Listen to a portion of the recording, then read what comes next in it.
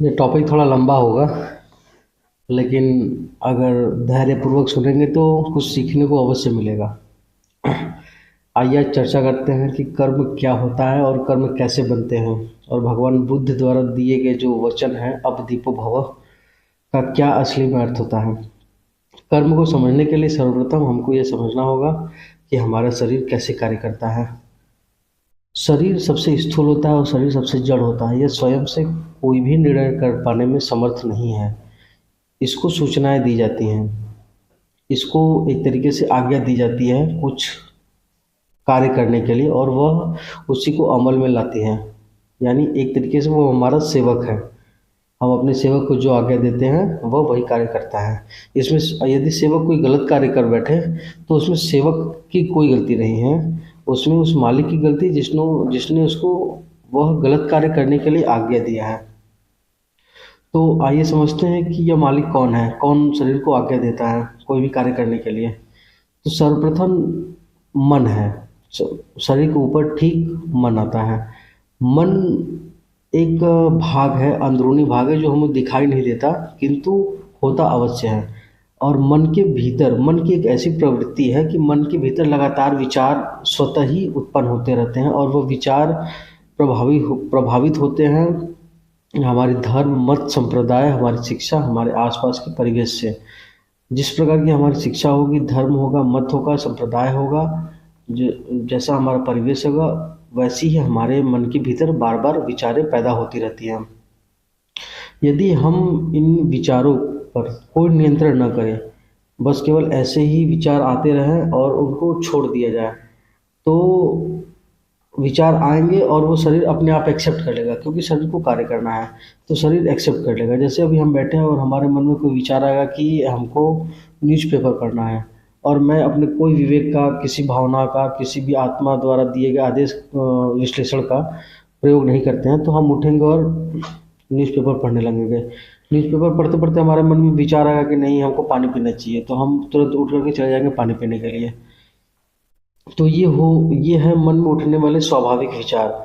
और इन विचारों का विश्लेषण करने के लिए भगवान ने हमको बुद्धि दी है कि जब आप ऐसे जगह पे फंस जाएं जहाँ दो विचार एक साथ, एक विरोधी विचार, भावनाएं आ जाएं, विचार आएं, तो उनका विश्लेषण करें, और जो आपको सटीक और सही मालूम पड़े आप उस हिसाब से कार्य करें।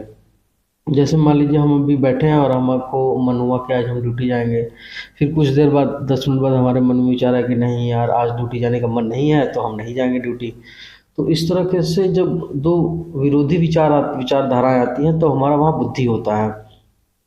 बुद्धि विश्लेषण करती है और देखती है कि उनमें, उन दोनों विचारों में कौन सा विचार सबसे सही है हमारे लिए, और वह उसको अमल करती है और शरीर उस हिसाब से कार्य करता है। तो क्या बुद्धि सही है? क्या बुद्धि द्वारा लिया गया निर्णय हमेशा सही होता है? तो आइए समझते हैं कि बुद्धि कैसे बनती है। बुद्धि स्वीकार भाव से बनती है, जिसको कहते हैं एक्सेप्टेंस।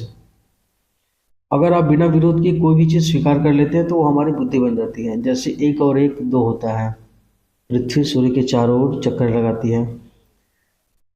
इसको हमने बिना विरोध के स्वीकार कर लिया और इसको सत्य मान बैठे हैं, और यही हमारी बुद्धि हो गई है।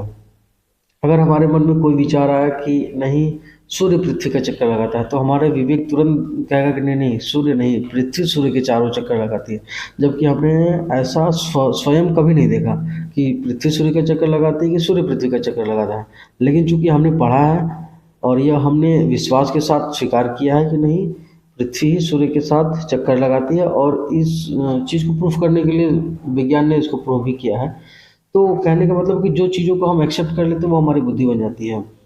हमको एक घटना याद आ रही है महाभारत की, जिसमें भीष्म पितामह एक प्रतिज्ञा करते हैं, और उसी प्रतिज्ञा को बचाने के लिए वो कई सारे हो रहे अनीतियों को भी अनदेखा कर देते हैं। और उनको लगता है कि जो मैं अपने विवेक से जो प्रतिज्ञा लिया हूँ वह प्रतिज्ञा सर्वोपरि है और मुझे उस प्रतिज्ञा को नहीं तोड़ना चाहिए। इसके पश्चात आप सभी को पता ही होगा कि भीष्म पितामह महाभारत युद्ध में सबसे बुरी मौत मरे हैं। और दूसरी तरफ थे हमारे भगवान कृष्ण। भगवान कृष्ण को पता था कि बुद्धि द्वारा लिया गया जो प्रतिज्ञा है वह धर्म, मत, संप्रदाय इन सब से प्रभावी होता है। इन सब चीज़ों को जो बिना विरोध के स्वीकार कर लेता है वही बुद्धि होती है। इसीलिए भीष्म पितामह को मारने के लिए भगवान कृष्ण एक भी बार विचार नहीं किए और उन्होंने अपनी प्रतिज्ञा को तोड़ दिया। तो इस बात से हमको पता चलता है कि बुद्धि सर्वोपरि नहीं है और बुद्धि द्वारा लिया गया प्रत्येक निर्णय सही नहीं होता है। और आमतौर पे यही पढ़े लिखे लोग भी आकर फंस जाते हैं और उनकी विचारधारा रहती है कि हम अपने विवेक से कार्य करेंगे, हमारा जीवन है, हम अपने मन से और अपने विवेक से कार्य करेंगे, जो हमारा विवेक कहेगा हम वही कार्य करेंगे। और यहीं पर वो अक्सर फंस जाते हैं और हम देखते भी हैं कि अच्छे अच्छे पढ़े लिखे लोग भी गलत कार्य करते हैं। उसके पश्चात हमारी आती है भावनाएं। भावनाएं गॉड गिफ्टेड होती हैं। भावनाओं को भगवान ने स्वयं दिया है। बुद्धि हम यहाँ आकर के बनाते हैं अपने आसपास के माहौल, शिक्षा, धर्म, मत, संप्रदाय के एक्सेप्टेंस भाव से हम बुद्धि का निर्माण करते हैं। किंतु भावनाएं भावनाएं गॉड गिफ्टेड होती हैं। उनको भगवान देकर के भेजते हैं, जैसे दया हुआ, करुणा हुआ, ये सारी जो भावनाएं हैं भगवान हमको देकर भेजते हैं। तो विचारों की यदि आप ऐसे द्वंद में कभी फंस जाए कि आपका मस्तिष्क कुछ और कहे और हृदय आपका कुछ और कहे, तो आप सदैव हृदय की ही सुने, अपने मस्तिष्क पे कभी न जाए, क्योंकि मस्तिष्क हमेशा अपने लालच के लिए भी, अपने लोभ के लिए भी गलत निर्णय दे बैठता है और वो हमको लगता है कि सही है। इस चीज़ पे हमको स्वामी विवेकानंद के वो वचन याद आते हैं, जब विवेकानंद कहते थे कि जब व्यक्ति विचारों के ऐसे द्वंद में फंस जाए तो उसको हमेशा अपने हृदय की सुनना चाहिए, कभी भी अपनी बुद्धि की नहीं सुननी चाहिए, क्योंकि बुद्धि गलत निर्णय देता है। हरदम गलत निर्णय नहीं देता है, लेकिन कभी कभी गलत निर्णय भी देता है। लेकिन भावनाएं चूंकि गॉड गिफ्टेड है तो वो अक्सर अक्सर या यूँ कहें कि हमेशा सही ही डिसीजन देती हैं। तो इस तरह से हम यह समझ सकें कि मन में उठ रहे विचारों के माध्यम से ही कर्म होते हैं। अब इन विचारों को नियंत्रित करती हैं दो चीज़ें, हमारी बुद्धि और भावनाएं। और अब बात आती है कि भगवान बुद्ध द्वारा दिया गया वह वचन जिसको कहते हैं अब दीपो भव, अपना दीपक आप स्वयं बनिए। तो यह किस दीपक की बात कर रहा है और उस दीपक से निकलने वाले प्रकाश से हमको क्या देखने के लिए कहा जा रहा है? तो जब शरीर द्वारा कार्य कराने की आवश्यकता हो और मन में उठ रहे हो विचार और उन विचारों का विश्लेषण हमारी बुद्धि कर रही हो और उसी के साथ साथ हमारी भावनाएं भी यदि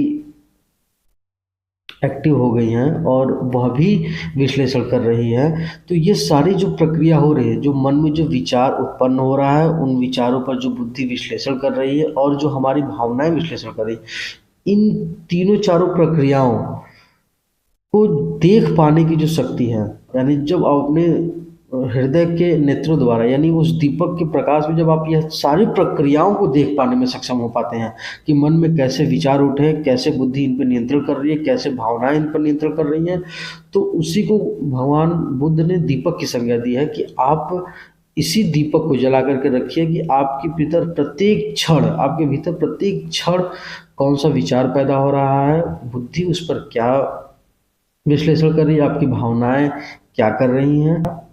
जो इन सारी चीज़ों को देख पाने में सक्षम हो पाता है उसे ही कहा जाता है कि अब दीपो भव, यानी वह अपना दीपक स्वयं जला चुका है। ऐसे ही कई और आध्यात्मिक विषयों पर हम चर्चा करते रहेंगे। धन्यवाद।